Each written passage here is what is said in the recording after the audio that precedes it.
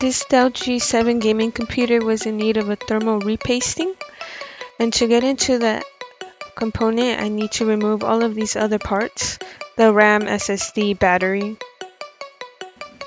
remove the cables, and unplug everything that's plugged in right now.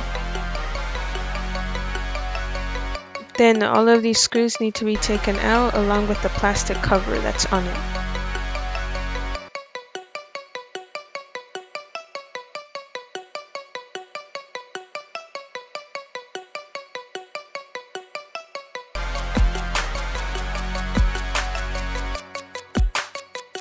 There are clips from the palm rest, so those need to be taken out, and that way the computer can be opened up from the palm rest. I'm just verifying here, checking that clips are being unplugged or unclipped.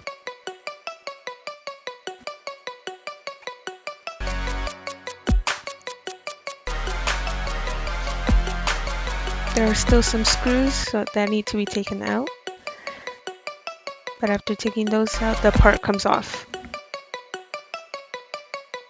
Then I can get to the motherboard on its own. And from here I need to flip the motherboard around, so I have to unplug all these cables and then screw the motherboard out from this part.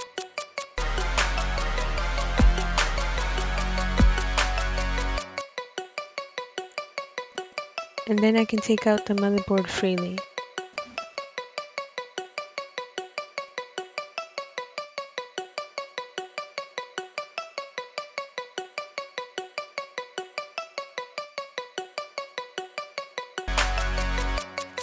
I'm going to go in and clean dust that's stuck on the fans before I blow it out. From here I can access the heatsink, which I'm going to unscrew right now to be able to get to the CPU and GPU underneath. I need to pry it off a little bit because it is stuck on there with the thermal paste.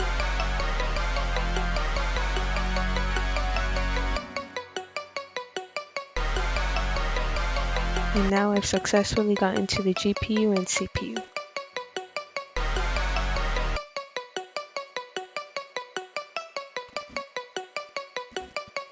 I'm going to start taking off the old thermal paste. I'm carefully going around the GPU here. I'm going to do it with some Q-tips and alcohol. And I'm going to take it off from both parts, from the motherboard and from the heatsink.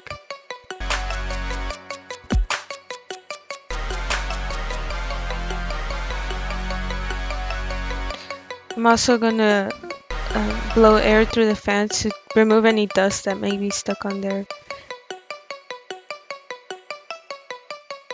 And then go through once again and make sure that everything's clean, that nothing's on the heatsink, that nothing's on the CPU or the GPU.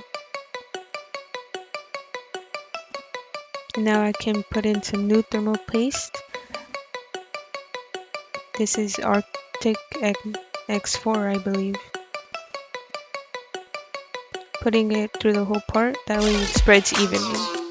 Now I can screw back the heatsink onto the motherboard, propping it up a little bit because it is not leveled.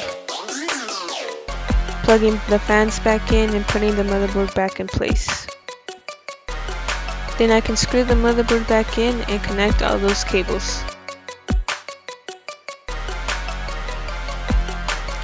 Now I can move on to connecting the Wi-Fi cables, the display cable, inserting the RAM, connecting the keyboard cables, putting the Wi-Fi card back in, the SSD,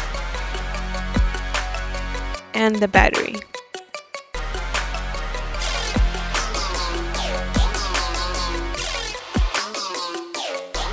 Now I'm going to flip the computer around and just make sure that it is working and all those cables are plugged in. Right now I'm getting a warning, a date and time warning, but after fixing that the computer boots as normal. Now I can seal everything back up. and screw all those screws back in, and the computer is ready to go.